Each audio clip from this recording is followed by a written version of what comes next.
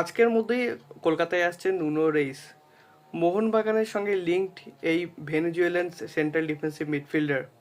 এবং ফাইনালি আজকে কি সত্যি আনোয়ার মাঠে নামতে পারবে? তো hello guys, welcome to channel MFC বংশ নতুন ভিডিওতে আপনার সবাইকে আরেকবার স্বাগত।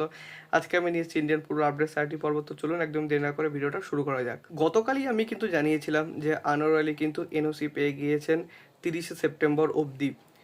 মানে যতই না আবার পুনরায় কোর্টের হায়ারিং হচ্ছে আর কি।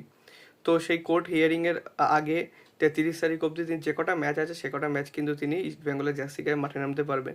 তো সেরকমই আছে কিন্তু ইস্ট বেঙ্গল এর সঙ্গে কেরালা ব্লাস্টার্সের যেটা ইস্ট বেঙ্গলের অ্যাওয়ে ম্যাচ, সেই ম্যাচে কিন্তু আনোয়ার আলী কিন্তু ইস্ট বেঙ্গল জার্সি গায়ে মাঠে নামতে পারবেন, যার ফলে ইস্ট বেঙ্গলের কিন্তু সুবিধা হলো। মানে এমন মানে হতেও পারে আজকে কিন্তু ডেবু হয়ে যেতে পারে। আর যদিও তিনি ফার্স্ট 11 না থাকেন তো স্কোয়াডে তিনি কিন্তু থাকবেন এবং তার ডেবু হওয়ার মানে আজকের দিনে ডেবু হওয়ার চান্স কিন্তু সবথেকে বেশি। এরপর চলে আসবো মোহনবাগানকে নিয়ে আপডেটে। তো নুনো রিস কিন্তু তার নিজের ইনস্টাগ্রাম পোস্টে কিন্তু জানিয়েছেন যে তিনি মানে তার পোস্টে আমরা দেখতে পাচ্ছি তিনি ফ্লাইটের কিন্তু ছবি দিয়েছেন।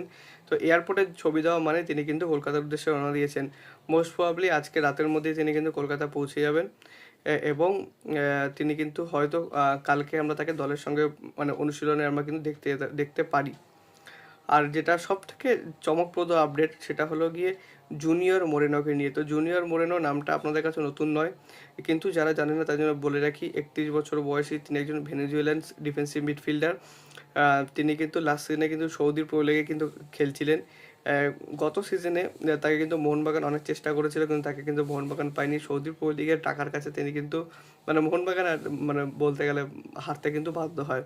কিন্তু কারেন্টলি তিনি একজন ফ্রি এজেন্ট এবং এএফসি চ্যাম্পিয়ন্স লিগ 2-তে কিন্তু যত খুশি বিদেশি খেলানো যায়। তো যে কারণে কিন্তু একটা প্রবল সম্ভাবনা তৈরি হয়েছে যে মোহনবাগান হয়তো জুনিয়র মোরেনোকে মানে অ্যাজ এ ফ্রি এজেন্ট কিন্তু তাকে পেতে চাইবে। তার মার্কেট ভ্যালু 10.4 সামথিং কারোর আছে, but as a free agent তাকে মোহনবাগানে কিন্তু কাউকে কোনো রকম ট্রান্সফার ফি দিতে হবে না। এবার দেখা যাক।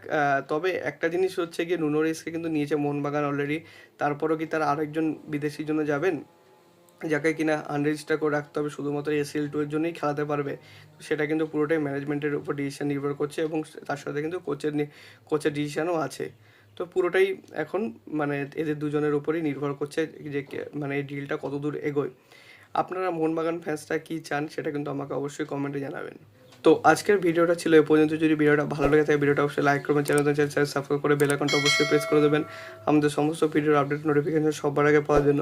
এছাড়া আপনারা আমাদের সোশ্যাল মিডিয়া হ্যান্ডেল ফলো করতে পারেন, লিঙ্ক আমি ডিসক্রিপশনে ফার্স্ট কমেন্ট দিয়ে রাখবো। So make sure must follow them. ছোটোখাটো কিছু আপডেট দেওয়ার চেষ্টা করি। দেখা হচ্ছে পরের ভিডিওতে। আপাতত bye bye. Glory man United.